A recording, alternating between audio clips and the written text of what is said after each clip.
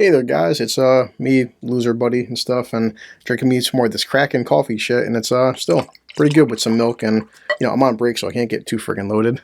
But something happened today, well the past couple of days. I just wanted to wait till I got a chance to put my order in, and this guy that, part of me, my About Me section was saying, this guy Eric July, who goes also by Young Rippa, he made this thing that he's been working on for the past few months now called this Rippaverse. The Rippaverse is basically going live, and he's been taking pre-orders and stuff, and I'm going to share his tweets and Twitter. And again, I would never take someone else's credit. I'm actually just trying to spread the word out because I think Eric is a very smart individual, and also I love his takes on comics, and hey, but I'm just going to do a few segues while I'm on break, and sorry, I'm kind of rushing because things got messed up. But this comes from Bounding Into Comics.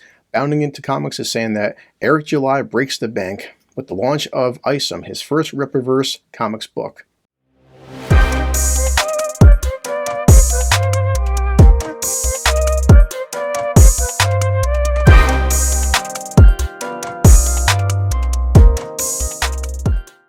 Now, the crowdfunding world was upended today as Eric July launched his first book in his Rippaverse series, Isom #1, on his own website.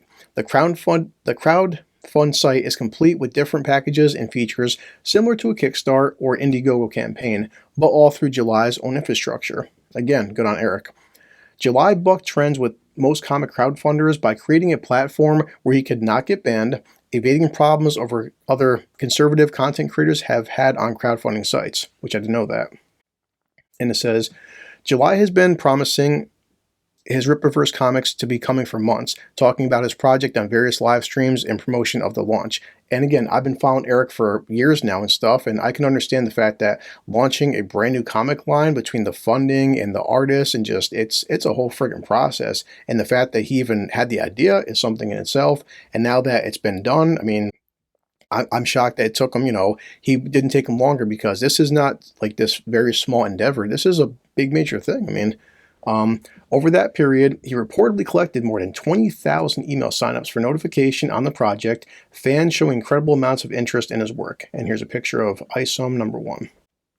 Now it says, getting his start as a rapper, July moved into cultural commentary in 2015, making videos about the economy, racism, police brutality, and more, from a libertarian perspective. And just real quick before I go into this, like I said, for me, I'm not political. I don't know much about libertarians, and I don't really care about conservatives or liberals or whatever. When I first started listening to Eric, I was watching Supergirl on CW, and I thought Supergirl was so fucking terrible. Like, I didn't mind the first season, and I'm watching every episode come season 2 just get worse and worse and worse. And then Eric made this video on it, and he was just tearing it apart, and I'm like, wow, this guy knows his shit. And then I kept watching more of his videos and his take in comic books, and I'm like, damn, this guy, he's 10 years younger than me, but, we kind of grew up in the same industry of reading comics. He just was more outspoken, plus he had a YouTube channel, and unlike me. And after that, just his take on the genre itself, I loved it. Eventually, he would do other stuff like, talking about video game news and stuff, and then like a lot of political things and stuff that I'm not going to talk about here. But yeah, Eric's a libertarian, and for most part, I guess some people would say conservative. I don't care about that. I care about the quality of his stories and his comic books. Just quality all the way. Now it says, his opinion soon drew the eye of Glenn Beck's The Blaze, where July became a contributor. Okay. I'm trying to get people thinking more critically about things, get your mind going, and be able to see right through it all, July stated, according to the Dallas Observer. And here's another still from issue 1, and says, he's also grown a YouTube channel to nearly 500,000 subscribers. Now, when I first heard of Eric, he had I'm talking like tens of thousands, if not like less. I'm not even sure, nowhere near what he has now. And I mean, good on him. I think it's like 400K or something like that, or 440K. But, eventually Eric will hit 500,000, no doubt. But it says, this puts him in the top tier of YouTube commentators on culture. Again, I don't know, consider the numbers. I got 20 people watching my stupid shit. But he has kept his focus on comic books and comic book movies, and is an enthusiast in geek culture, one of many who was upset with the way Disney and Warner Brothers have turned beloved properties into identity politic rants. I agree. Sorry. I agree. Faced with companies that won't listen to the fans or critics, Eric July set out to create his own superhero universe as a counterpunch to liberal corporate entertainment. And that's basically what it is. Good for you! The Rippaverse website was unveiled a full day before the pre-orders of ISOM went live, which videos of July's mission statement for the book, as well as Welcome to the Rippaverse video explaining the bigger picture of where ISOM #1 will fit into his overall vision. The line art is done by DC veteran Cliff Richards and Gabe Eltab, beloved for criticizing DC Comics over the removal of the slogan, Truth, Justice, and the American Way. From Superman does the coloring work. I agree. When that was first announced, I'm like, this is such a Superman. Why you're changing his motto, but why? Okay, that's comics nowadays for you. So much political messaging. But right here, fans reacted with an outpouring of support for the Rippaverse project with more than 8,000 backers and $800,000 raised on the first day of the campaign. Now, mind you, again, $800,000 in the first day. Wow, that is badass. July has been live streaming all day for the event, holding over 3,000 viewers while talking about the book and the future of the Rippaverse. Independent creators in the industry and fans voiced their praise for July's efforts, making ISOM one of the most lauded independent comic launches in history. Legendary Green Lantern artist Ethan Von Sciver tweeted about the project, "Whoa, just woke up, so I missed the initial launch with 20% of his pre-signed up backers in. We're looking at nearly 500,000 in pre-sales. At Eric July is easily taken that $3 million now, and the sky's the limit from there. Sincere congrats, Rippa. You'll be #1 in ours." Yeah, that is a huge win-win for me. And that's pretty much it. And it's just more Twitter stuff. And I wanted to share that Eric's Twitter in a second. And I'm just going to here's the end of this.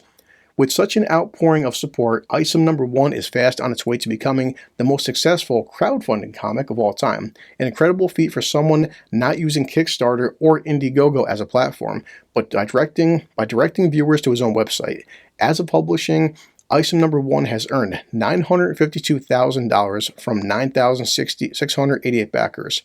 July's work has shaken up the comic book industry in a way readers haven't seen since the inception of Comicsgate, and his work is an inspiration to liberty-minded comic readers everywhere.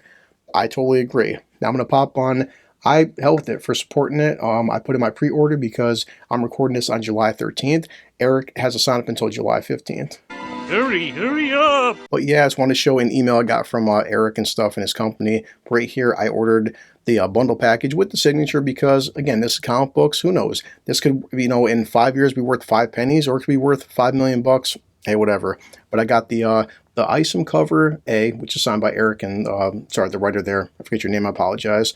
But also ISOM #1 cover B. And yeah, total was $90, shipping and stuff, total right there, and taxes and shit like that. And yeah, because I just said, I'm a big supporter of Eric. Now, some people were bitching about the prices, like each book is $35.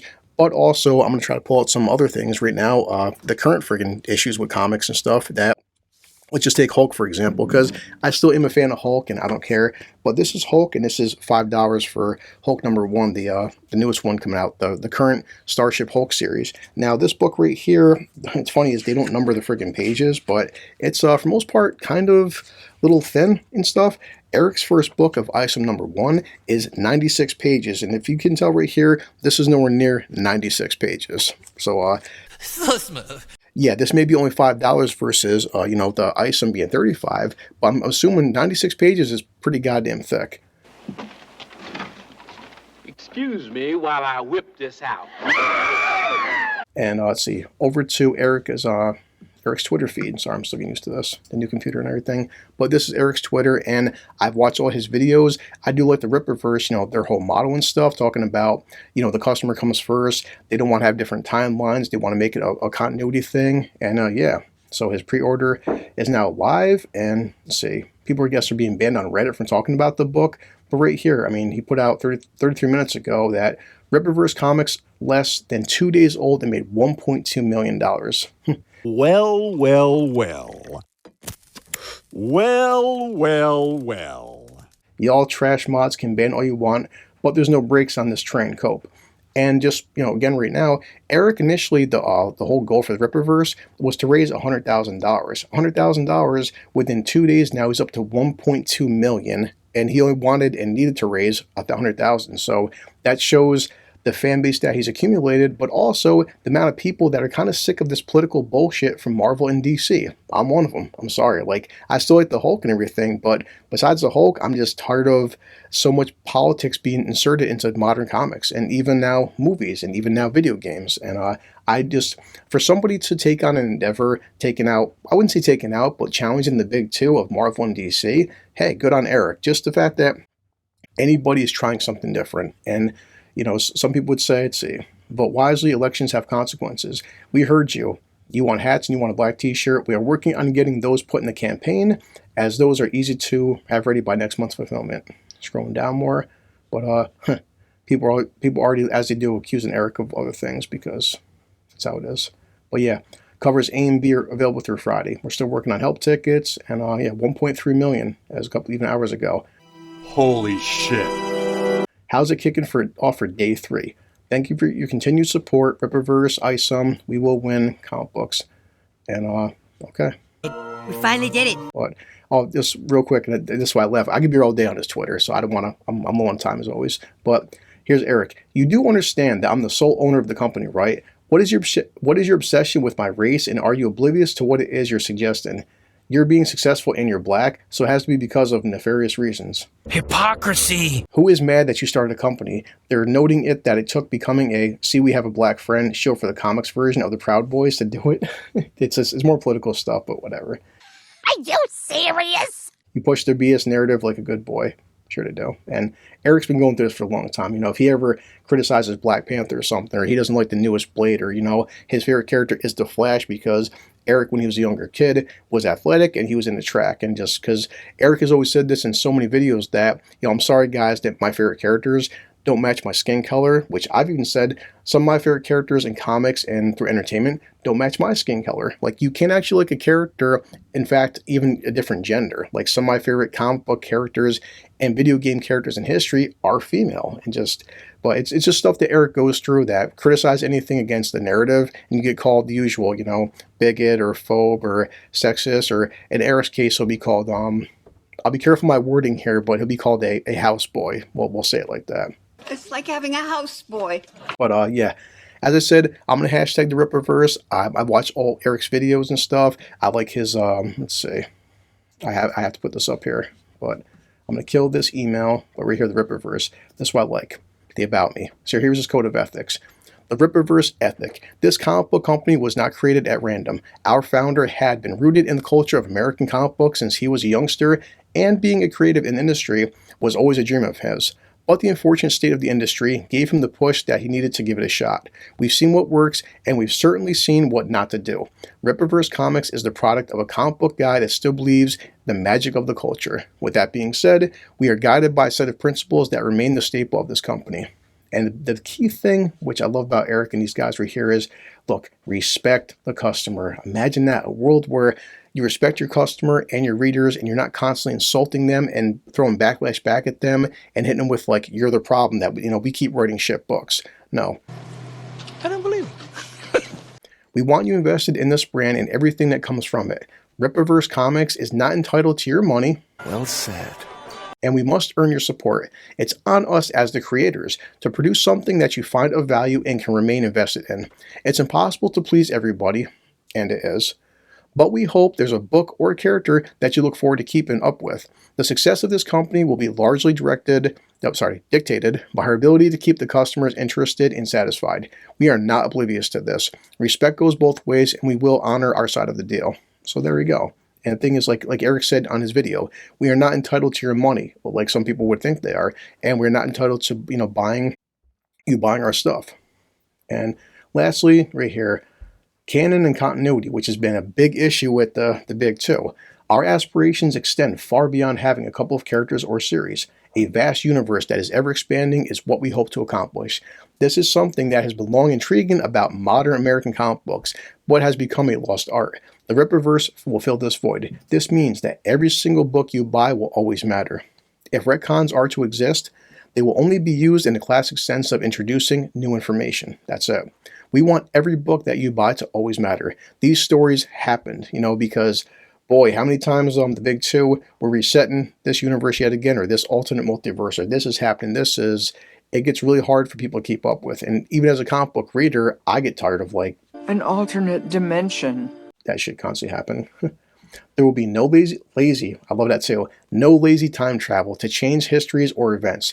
There will be no cheap multiverses that have altered versions of the same character. You know, like, what if Bruce Wayne was a different color? What if Clark Kent was a different gender? What if just so many what if? Yeah, we know, guys. We get it! If you own a book, you own a part of the history, and it's our mission to keep it this way. This concept will remain true regardless of the medium. Should the characters appear in officialized animation or live action, the depictions need to be as accurate to the characters as realistically possible. Your favorite characters will always be recognizable, and that right there is why I'm going to support this man and this work, because Jesus Christ, if you're watching this, if you're a fan of mine, if I ever get fans one day, you can name your favorite comic books and your favorite video games and your favorite, hell, books in general. And whenever you see a cartoon version or a live action version, how much shit has changed, and not changed for the better, believe me. It's almost like, you know, they sit there and they try to like score these bullshit diversity points because, well, the character in the comic doesn't match real life politics or something, or the character in the comic has a look now for modern audiences certain ways. Like, no, some of these characters are 40, 50, 60 fucking years old. They were created a certain way, they were drawn a certain way. It's not hard to keep them a certain way, but you're changing them for the sake of just changing them because you're trying to score these, again, bullshit diversity points, which is, again, bullshit. Bullshit. But that's it, ladies and gentlemen. Just again, I'm real quick on break. I just said I've never met Eric July. Maybe one day he'll see this. Maybe one day we'll talk. I don't know. I don't care. It's not my point of like, you know, tagging the Rippaverse because I want his like charity or his endorsement or just trying to get more subscribers. I just flat out bought 2 of his books and I hope he does very well. If anybody deserves it, it's Eric. This guy's been busting his hump for the past few years on the medium of YouTube and other platforms, creating his own websites, and again, to sit there and create a brand new storyline, a brand new comic universe, my view is this. You know what? They always say that cliche of Michael Jordan or like, you know, Wayne Gretzky himself, these things of you always miss 100% of the shots you don't take. Whether Eric succeeds or fails, I don't care. I'm happy that the guy fucking tried. I'm happy that the guy made it this far. Whether this Rippaverse lasts a year, whether it dies in a month, or whether it lasts 20 years from now and it becomes the new dominant comic book thing, who knows? But my thing is, I was there, you know, as many people are, at step 1 at the beginning, at the launch. Maybe one day I'll be telling my grandkids like, hey, look, I bought the first 2 issues of the Rippaverse comics of Isom #1. As always, I'm going to drink this and stuff, finish this, and I'm heading back to work.